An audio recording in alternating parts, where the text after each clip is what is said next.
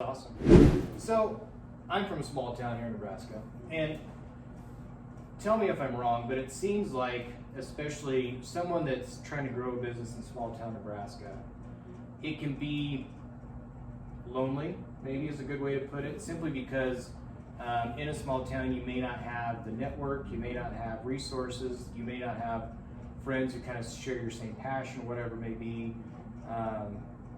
And is that a place where you guys come in? Correct me if I'm wrong, but it seems like that would be, for someone in small town Nebraska that's kind of trying to start their own thing and run it and be a business owner, it could be tough for them.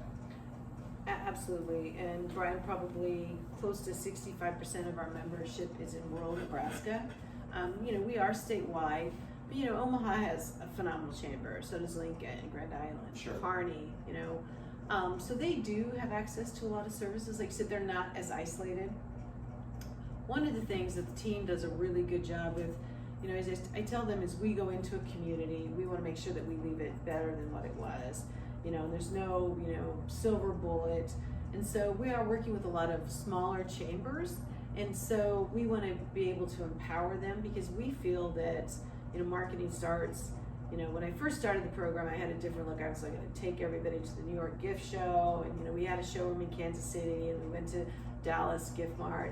And then I was like, what, we need to start local here, because it's really sad. You go into some communities and like, oh, I, didn't know that, this was made here. And you're like, oh, so we really, because we feel like if we help the chambers, then it becomes a synergy. Because the other thing in our philosophy is Google likes all these little web connections. And so if you are a member of your chamber, that's a connection. Hopefully your website's linked to it. And then if you're a member of GROW Nebraska, that's another link to it. And then if you are added to, if it's an ag product, to the Department of Ag sites, or Okay. what I'm saying, we really want to make sure they understand it's a holistic approach. Yep. And what happens, which is so exciting by having that viewpoint, one of the things that I'm always amazed, how they throw the pebble and the little ripple effect. But what is so exciting, what's happening is we're creating little entrepreneurial hotspots. Where say so, and as I tell communities, even small communities, you get one really smoking entrepreneur to start going.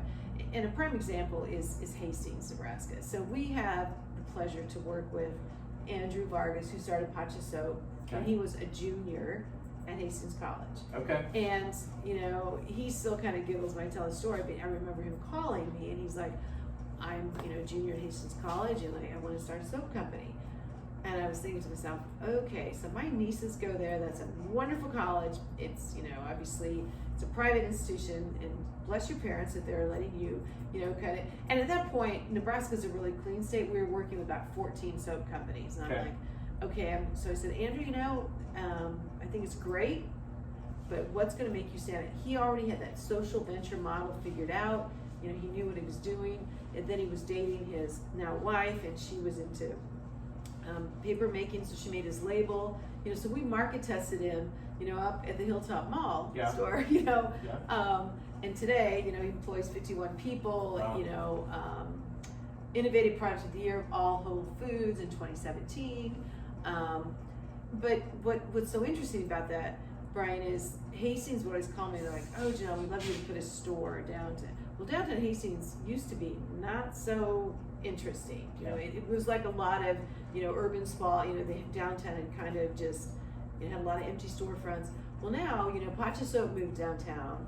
And obviously that wonderful little bakery been there. But you go downtown, there's breweries, there's boutiques. I mean, it's and obviously it's a lot of work. I mean, Yeah. The Hastings Economic Accountant Department, corporations done a great job. They have, living down there. So I mean, it's totally definitely a group effort. But years ago, someone told me when I was in Austin, he's like, they're using artisans or entrepreneurs to be community builders, and it makes sense because Andrew Vargas isn't going to leave Hastings. Right. I mean, he'll employ people now, globally, and he does mission work, and he helps people build water wells in third world countries. But he's not going to leave. His core business will always be in Hastings, Nebraska. Yeah. And that's like the Valmonts, the Ranky Pitts. Those are the businesses, Chief Industries, that we're all started here, and Sure. now, you know, one of the greatest quotes I share with the team all the time, every big business started small, Yep. right? Yeah. So, Yeah. Absolutely. kind of a long answer to a quick question.